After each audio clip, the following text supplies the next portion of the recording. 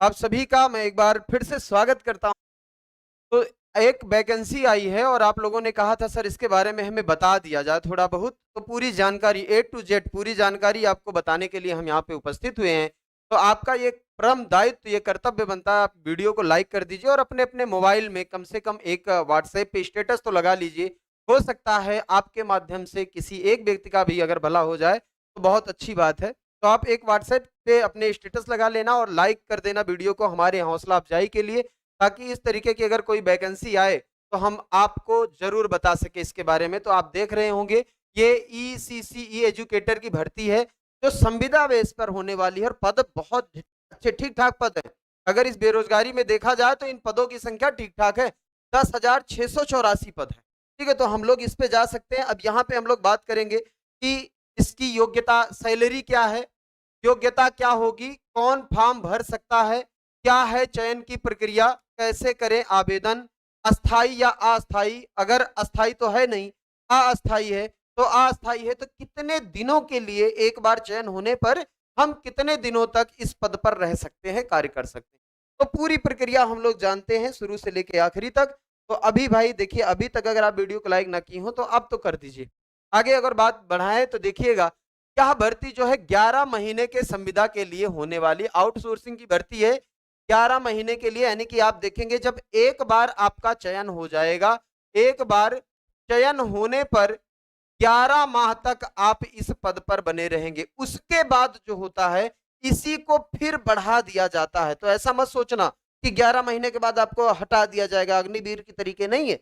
11 महीने आप पढ़ाएंगे, उसके बाद फिर आपको उसके आगे रिन्यूबल करते करते उसको बढ़ाया जाता है। तो एक बार आप अगर किसी सिस्टम में घुस गए ना, तो उस सिस्टम के बारे में आप बढ़िया से जान जाएंगे। अगर पैसे की बात करें तो पैसा भी देख लीजिए, 10,313 रुपया जो आपके अकाउंट में आएगा, एक भी रुपया कटना नहीं इसमें।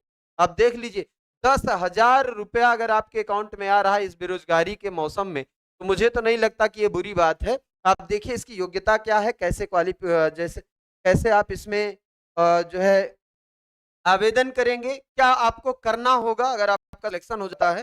ठीक है, कब से होगी, ऑनलाइन हो रही है, सारी बातें अभी हम लोग बताएंगे। अभी सारी बातें आपको बताएंगे, कैसे आवेदन होगा, कैसे ऑनलाइन होगा कि ऑफलाइन होगा।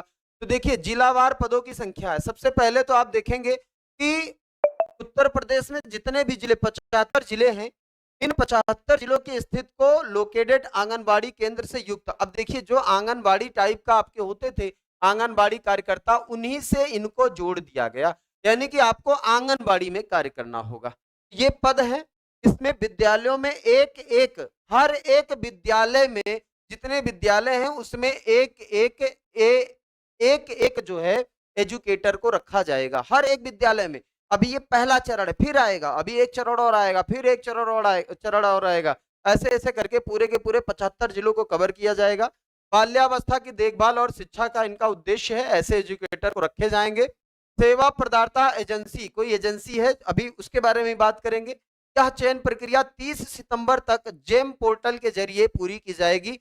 ये एक जेम पोर्टल है, आप अगर यूट्यूब पे किसी ब्राउजर पे जाके जेम पोर्टल अगर टाइप करेंगे तो इसके बारे में सारी जानकारी आपको मिल जाएगी और इसी पोर्टल पे जाके आपको आवेदन भी करना होगा। सारी जानकारी यहाँ पे आपको उपलब्ध मिलेगी।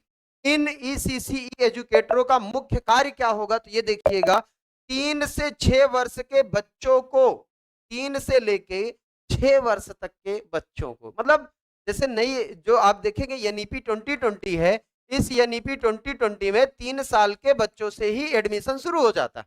ठीक है ना, प्री प्राइमरी स्कूल। तो उसी प्री प्राइमरी स्कूलिंग के लिए इसको रखा गया। ये आंगनबाड़ी कार्यकर्ता के बराबर ही काम करेंगे, बस आउटसोर्सिंग पे है। अब यहाँ पे देखिए, शिक्षा के लिए तैयार करना होगा, ये संबंधित विद्यालय के प्रधानाध्यापक के निर्देशन में काम करेंगे जैसे आंगनबाड़ी कार्यकर्ता करते थे। तो कुछ अलग नहीं है, उसी के लगभग है, काम भी वही है, सेम है, बस थोड़ा सा पेमेंट। अभी देखिए आंगनबाड़ी कार्यकर्ता का जब पोस्टिंग हुई थी, जब ज्वाइनिंग हुई, 8,000 पेमेंट था, 6 से 8,000 मिलता था। तो कम नहीं है, इसमें बढ़ने की संभावना है और जब आपकी अच्छी खासी संख्या हो जाएगी तो सरकार पे दबाव भी पड़ेगा, इसको अस्थायी कर सकता है। देखिए चयन प्रक्रिया की बात करें, इनके चयन के लिए जिला स्तर पर जिलाधिकारी की अध्यक्षता में एक समिति का गठन किया गया। अब देखिएगा भाई, डीएम की अध्यक्षता में एक समिति का गठन किया गया, कोई मामूली अध्यक्षता नहीं हो रही है, कोई मामूली समिति नहीं है। समिति में डायट प्राचार्य, कौन कौन इस समिति में शामिल है ये भी आप देखिए।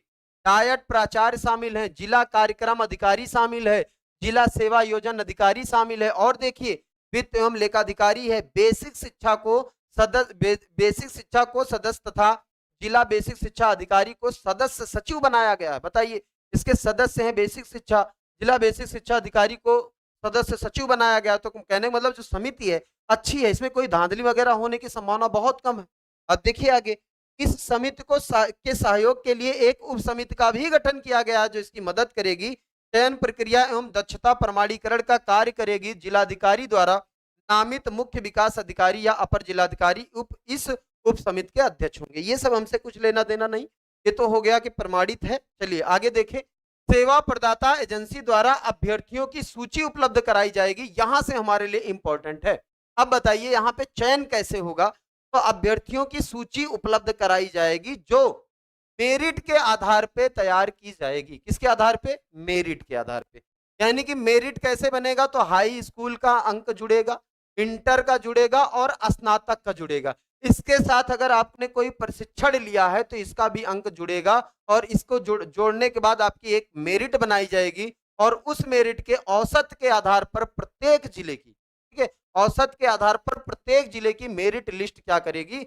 तैयार की जाएगी, वो भी अवरोही क्रम में। अवरोही क्रम में मतलब जिनके मेरिट सबसे ज्यादा है उनका ऊपर रखा जाएगा, और उसके बाद उसके कम कम कम कम करते हुए यहां तक चलेंगे तो सिलेक्शन ऊपर वालों का जल्दी होगा। कहने का मतलब ये है, ठीक है। तो ये आप इसको समझ सकते हैं। और देखिए इसमें कि अब हमें क्या क्या योग्यता लानी पड़ेगी। तो योग्यता के बारे में अगर बात करें, हाँ, बहुत ही महत्वपूर्ण जानकारी है। बिल्कुल, इस भर्ती में आवेदन करने के लिए ऐसे सभी अभ्यर्थी पात्र होंगे जो किसी विधि द्वारा स्थापित और यूजीसी से मान्यता प्राप्त विश्वविद्यालय से स्नातक परीक्षा यानी कि बीए किए हों। ठीक है, यहां ये समझ लेना कि बीए और बीएससी दोनों होता होम साइंस में स्नातक के लिए, दोनों आप देखिएगा। गृह विज्ञान मुख्य विषय के साथ न्यूनतम 50% यानी कि होम साइंस में आपके ग्रेजुएशन में न्यूनतम 50% मार्क्स होने चाहिए। ये आपको ध्यान देना है। 50% अंक के साथ आपका उत्तीर्ण होना चाहिए ग्रेजुएशन, और उसके साथ साथ आरक्षित वर्गों के लिए न्यूनतम 5 अंकों के यानी कि न्यूनतम अंकों के 5% की छूट दी जाती है। यानी कि जो 50% है उससे छूट देके 45% कर दिया जाएगा ओबीसी, एससी और एसटी कैंडिडेट के लिए। ये बात कही गई है। आगे देखिए, ये अभ्यर्थी भी पात्र होंगे जो नर्सरी अध्यापक शिक्षा एनटीटी सीटी यानी कि नर्सरी या डीपीएसई में कम से कम 2 वर्ष की अवधि का डिप्लोमा अथवा समकक्ष योग्यता हासिल रखते हैं, वो भी पात्र होंगे, वो भी भर सकते हैं इस फॉर्म को। आगे देखिए, इस भर्ती के लिए ऐसे अभ्यर्थी पात्र होंगे जिनकी आयु यानी कि आयु सीमा अगर देखा जाए तो 1 जुलाई को आयु सीमा की गणना की जाएगी, और 1 जुलाई को अधिकतम 40 और न्यूनतम 18 साल की उम्र होनी चाहिए। उम्र भी ठीक ठाक है, 40 साल तक दिया है, कम नहीं होता। 18 से लेके 40 साल, 18 में वैसे जल्दी कोई ग्रेजुएशन नहीं कंप्लीट कर पाता, लेकिन फिर भी अगर ये प्रशिक्षण लिए तो 18 साल में फॉर्म भर सकते हैं। और बढ़िया है, सबसे बड़ी बात ये है इसमें पेपर एग्जाम भी आपको नहीं देना है, और ये एक मेरिट तैयार की जाएगी। उस मेरिट के आधार पर डायरेक्ट आपको सिलेक्शन दिया जाएगा। ना तो कोई पेपर है, ना कोई इंटरव्यू है, ना कोई एग्जाम, कुछ भी नहीं। एकदम घर बैठे, और आपके पास जो नजदीक आपके स्कूल है गांव में, वहीं पे पोस्टिंग होने वाली है। तो कह रहे हैं मतलब घर में ही जॉब मिलने वाला है। और ये भी आप जानते हैं 3 साल से लेके 5 साल या 6 साल तक बच्चों को आप क्या पढ़ाएंगे, तो बहुत ज्यादा पढ़ाने की भी यहाँ जरूरत नहीं है। एकदम आराम वाला जॉब है, 10,000 मिल जाएगा। और खास करके मुझे लगता है ऐसे बच्चे, ऐसी महिलाएं जो होम साइंस से हैं और पढ़ाई भी कर रही हैं, उनके लिए बेहतर है। आप इसमें जरूर एक बार अप्लाई करिएगा। ये मत सोचिए मेरी मेरिट कम है या ज्यादा है, लगना कुछ नहीं है, आराम से अप्लाई कर दीजिए। यही सोच के ना काफी बच्चे जिनकी मेरिट अच्छी रहती है वो भी अप्लाई नहीं करते हैं। तो आप अप्लाई जरूर कर देना। बाकी अगर कोई दिक्कत हो तो बताइए, ठीक है। अभी तक तो चल रही है, 30 तारीख तक चलेगी। होम साइंस के साथ बीएड लगा सकते हैं, प्लीज सर ये बता दीजिए। नहीं, कोई जरूरत नहीं है, होम साइंस के साथ बीएड लगाने की आवश्यकता ही नहीं है। होम साइंस मैक्सिमम क्वालिफिकेशन है अगर आपका ग्रेजुएशन में होम साइंस है तो। और कोई किसी को जानकारी लेनी हो, पूनम केसरवानी जी पूछ रही हैं, सर जिनका होम साइंस केवल वही फिल कर सकते हैं। हाँ, जिनका होम साइंस है केवल वही फिल कर सकते हो, ओनली फॉर होम साइंस। जहाँ पे आपको स्पष्ट रूप से बताया गया है कि मुख्य विषय के रूप में गृह विज्ञान हो, और उसके साथ साथ अगर ये नहीं, उसमें भी 50% होना चाहिए, जनरल के लिए 45, ओबीसी एससी एसटी, इसमें इसके साथ भी अगर और कुछ दिया हुआ तो ये प्रशिक्षण जिन्होंने लिया है वो भी इसमें डाल सकते हैं फॉर्म। ठीक है, 2 वर्ष की अवधि का जो डिप्लोमा होता है, ये अगर आपके पास है तब भी आप डाल सकते हैं। इंटर के बाद ये डिप्लोमा मिल जाता है। ठीक है, तो आप सभी को जानकारी कैसी लगी, और अगर कब से ऑनलाइन होगा, हो रहा है अंजलि द्विवेदी जी, हो रहा है, ऑनलाइन हो रहा है, काफी दिन हो गया इसको आए हुए। आज अब बच्चों ने कहा सर बता दीजिए, हम समझ नहीं पा रहे, तो मैं भी इस पे वीडियो बनाया, वरना आप जानते हैं अभिषेक एकेडमी पे अभी तक ऐसी वीडियो नहीं आती थी।